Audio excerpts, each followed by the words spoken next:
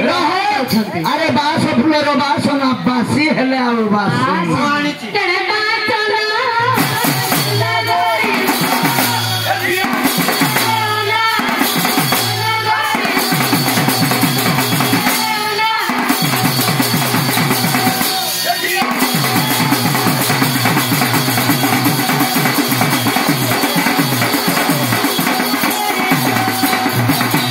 रही जा अरे सी गाई गोटे ओडिसी अरे भंस कर नजर पड़ू गोपांगना माने जाउछंती स्नान को तापर गाई गोटे आज्ञा ढुंपा हाँ ताहले कवि होइछंती गदाधर सिंह सामंत हाँ ढुंपा संगीत कौन कला मानो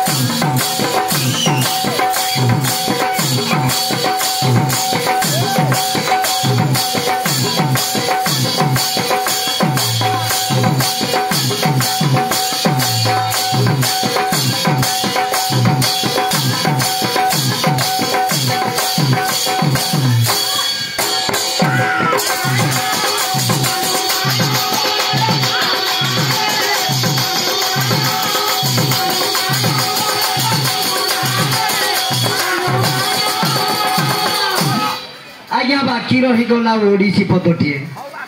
भंजंकर नजर पड़ी गोपांगना माने आज जाउछंती स्नानार्थे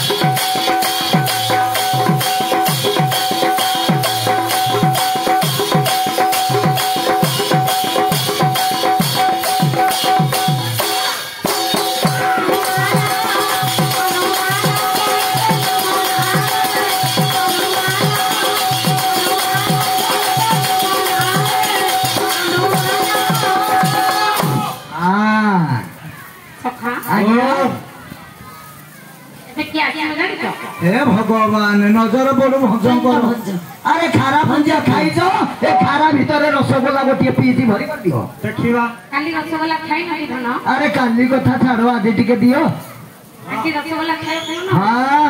अरे ओडिशीर ठाट अलगा ओडिशीर बाद्य अलगा ओडिशीर स्वर अलगा आ ओडिशीर